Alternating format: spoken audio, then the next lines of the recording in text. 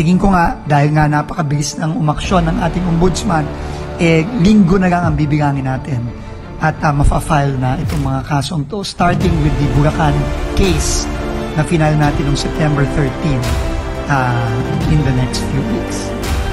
So, ongoing tayo dyan. At marami pa tayong mga ipa-file na kaso. Tuloy-tuloy yan. I think this week, meron tayong inaasahang ipa-file na kaso ulit sa ombudsman. I think 1 to 2 cases ang ipa-file natin this week. Hindi ko na muna pangungunahan yung ICI, pero makakaasa kayo within the week meron na namang bagong mga kaso. Ang sabi ng Pangulo natin, kailangan bilisan na natin ang pananagot ng mga dapat managot. Kaya nga makikita nyo ngayon lahat ng mga ahensya from ICI to the Department of Justice, to the Ombudsman, all other agencies, NBI, Solgen, AMLAC, no, everyone is all working together, kasama ang DPWH, para panagutin lahat ng mga dapat managot. At sa tingin ko, base na rin sa mga usapan namin ng ICI at ng Ombudsman, no, I think hindi na magtatagal at yung unang kaso na final natin nung September 13, malapit nang i-file, at dahil doon, makita nyo na yung mga unang mga tao na makukulong na. No? At sabi ko nga, tingin ko marami-rami ang magpapasko sa kulungan in the next few weeks and few months. No? Dahil nga, nagmadali tayong mag-file ng kaso. To date, I think there are roughly about 4 cases already filed with the Ombudsman. Yung Bulacan, na unang final natin, na 26 na katao, kasama yung 20 taga-DPWH at 6 na kontratista, kasama ang mga Diskaya, ang Wawaw, ang Sims, etc. Yung kaso sa Mindoro, no, involving former Congressman Zaldico at yung kanyang kumpanyang SunWest Corporation, kasama din ang ibang kumpanya ng Diskaya, at may kasama ding mga bagong DPWH personnel. Yung kaso sa La Union, involving Silver Wolves Corporation, na sinasabi nga na ni Mayor Benji Magalong, at sinabi na rin ng ating ombudsman na may links kay Congressman Eric Yap, no? At iba pang mga opisyal ng DPWH, ibang opisyal na naman yon. At yung sa Davao Occidental na St. Timothy na mga Diskaya ulit, na binid out noong 2021 at binayaran ng buo noong 2022 kahit na wala man lang anino ng proyektong nandun. Kasama nung mga taga-DPWH yun, kasama nung district engineer doon na si Larete, no, na pasintabi na lang po, at medyo namura ko on live television dahil doon sa nangyari noon, no, doon sa sagot na binigay niya sa akin na binayaran niya si St. Timothy kasi daw nangako sa kanya na tatapusin naman daw. Pero obviously, hindi naman ginawa. No? At ngayon lang silang Agosto nagsimula ng trabaho noon. So, 4 na kaso yun. No? Hindi pa dyan binibilang yung mga fraud audit referrals ng COA na I think umabot na ng 17, if I'm not mistaken. COA is 9. And then, meron pang mga iba, no, na mga kaso. So, talagang binibilisan natin ito, no, ayon sa utos ng Pangulo, na dapat managot at makulong na itong mga dapat managot habang nakafile ang mga iba't iba nilang kaso sa ating mga korte. At tingin ko nga, dahil nga napakabilis ng umaksyon ng ating ombudsman, linggo na lang ang bibilangin natin.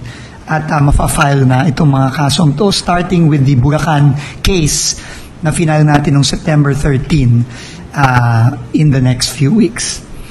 So, ongoing tayo dyan. At marami pa tayong mga ifa-file na kaso. Tuloy-tuloy yan. I think this week, meron tayong inaasahang ifa-file na kaso ulit sa Ombudsman.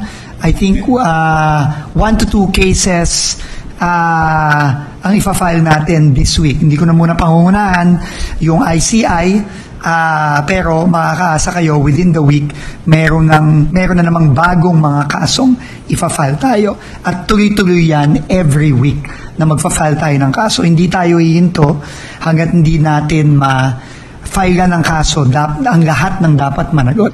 Balikan ko lang yung na-mention mo kanina, may mga magpapasko sa kulungan. How confident are we dun sa kalakas yung kaso natin laban sa mga contractor ng Ghost Project? And ilan, sa tingin nyo, ilan yung posibleng mga personalities na papakulong natin bago matapos yung taon? Very, very confident. Kasi nga, dahil most of them Ghost Project, simple lang naman yan eh. May proyekto dapat. Ito ang budget. Binayaran mo ng buo, pero walang ginawa. Di ba klarong-klaro yun? Na ninakaw yung pera doon? Binayaran mo ng buo, tas walang ginawa. Di ba? Sabi nga nung yung district engineer, di ba? Binayaran ko po kasi nangako po, natatapusin po eh. Pwede ba yun? So very clear yan. And we're very, very confident na kulong to mga to. And nagsabi na rin ng Ombudsman, nagsabi na rin ng DOJ, maraming magpapasko sa kulungan.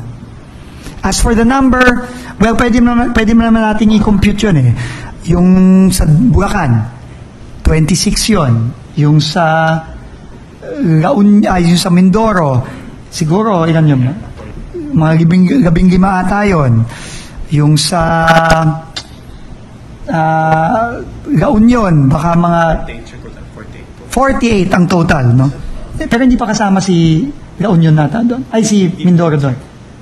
DPWH pa lang pala yun. 48 na yun. 48 na yun. DPWH pa lang yun.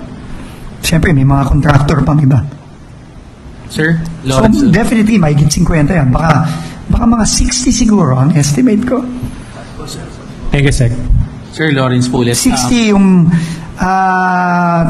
tingin ko. Mabilis naman yung mga kasong yan eh.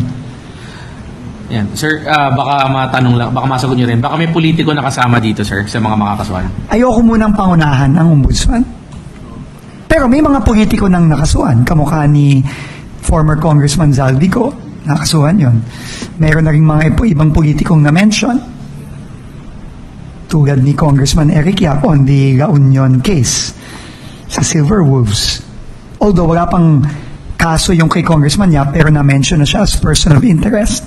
So hindi natin alam kung ano ang mga ipa-file ng Ombudsman sa Sandigan Bayan at sa mga korte. So siguro abangan na lang natin yun.